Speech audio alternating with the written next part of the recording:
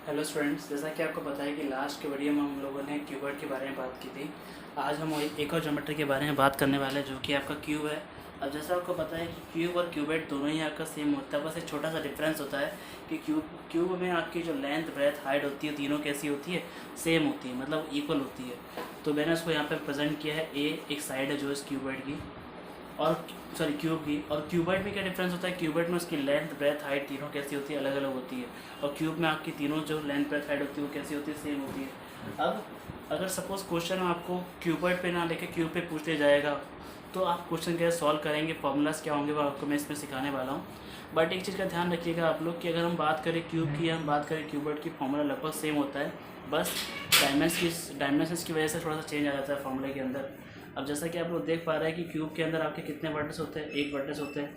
Same to same cuboid जैसा होता है आपका क्यूब, बस फ़र्क इतना होता है कि डायमेंशंस का होता है। अब इससे वर्टेक्स कितने होते हैं, 8 होते हैं। सिमिलरली वर्टेक्स आपको पता ही है, मैंने बताया था क्या होता है, फेसेस आपकी 6 होती है और एज कितना होता है आपका 12 होता है।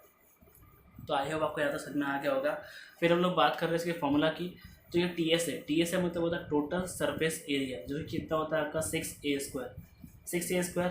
अब ए क्या है यहाँ पे, ए है आपके उस क्यूबॉइड की साइज़। सेम टू सेम आपका होता है लेटरल सरफेस एरिया। इसको मैं एरे से लिख देता हूँ। ये आपका लेटरल सरफेस एरिया जो कि क्या होता है आपका 4a²। ठीक है। और फिर आपका डायगोनल वो होता है आपका a√3, जो आपने पिछले फॉर्मूले पढ़े हैं क्यूबॉइड में। अगर उसमें आप एल की जगह ए रख के सॉल्व करेंगे तो आपका याद आएगा।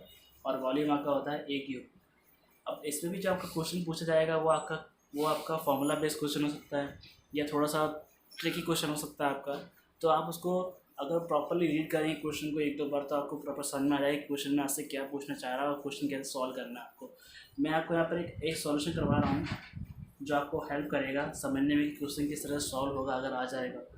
अब जैसा कि आप लोग देख पा रहे हैं क्वेश्चन जैसे मेंशन किया हुआ है, 3 cubes with ages of 3 centimeter, 4 centimeter and 5 centimeter respectively are melted together and formed into a single cube. Find the age of the cube. कहने का मतलब क्या है कि यहाँ पे 3 क्यूब है आपके, 3 सेंटीमीटर के, 4 सेंटीमीटर के और 5 सेंटीमीटर के। और ये क्वेश्चन में ये मेंशन कर रहा है कि इन तीनों को हमने साथ में क्या किया, मेल्ट किया है। मेल्ट करने के बाद में उससे जो क्यूब बन रहा है ना, उस क्यूब की हमको साइड निकालनी है। ठीक है ना। अब वो आप कैसे निकालेंगे, ध्यान दीजिएगा।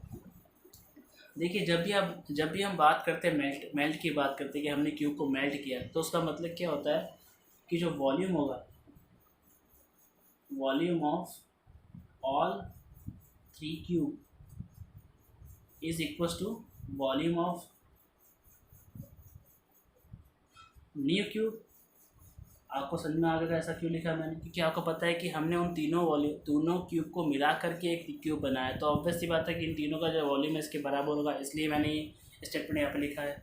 अब आप लोग देख पा रहे हैं कि वॉल्यूम ऑफ क्यूब क्या होता है, ए क्यूब होता है। अब हमारे पास तीन हमारे पास क्यूब है जिनको मेल्ट करें, तो एक को मैंने लिख दिया A1 जो कि 3 सेंटीमीटर हो गया, A2 आपका हो गया 4 सेंटीमीटर, आपका A3 कितना हो गया आपका 5 सेंटीमीटर। और जो नया क्यूब आने वाला है उसकी साइड को मैंने क्या कह दिया, ए कह दिया, कैपिटल ए, ताकि आपको समझने में कोई इशू ना हो।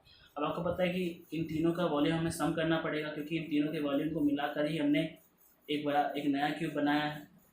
तो आपको पता है ए वन का क्यूब मतलब 3 का क्यूब प्लस A2 का क्यूब यानी 4 का क्यूब प्लस A3 का क्यूब है। A3 कितना आपका 5 का क्यूब और यहाँ पे आपका ए क्यूब। अब थ्री का क्यूब कितना होगा आपका 27 हो जाएगा, 4 का क्यूब कितना होगा 64 हो जाएगा, और 5 का क्यूब हो जाएगा आपका 125, और यहाँ आपका ए क्यूब। यहाँ साइड में हम इसको ऐड कर देंगे 125 प्लस 64 प्लस 27, 7 में 4 11, 11 में 5 आपका 16 का 6 पावर 1, ये आपका हो गया 6 और 2 8, 9, 9 और 11 का 1 पावर 1, तो ये आपका हो गया 2। तो टोटल इसका जो सम आया हमारा कितना है 268। अब हमें तो ए निकालना है, तो इस क्यूब को वहाँ ट्रांसफ़र करना पड़ेगा। जैसे आप क्यूब को ट्रांसफ़र करेंगे तो वहाँ पे क्या हो जाएगा, आपका क्यूब रूट हो जाएगा। और जैसे आपको पता है कि जो क्यूब रूट होता है 216 का वो कितना होता है 6 होता है। तो यहाँ से हमारे पास में ए कितना आ गया 6 सेंटीमीटर, और ये क्या होगी हमारे पास में उसकी साइज़ होगी।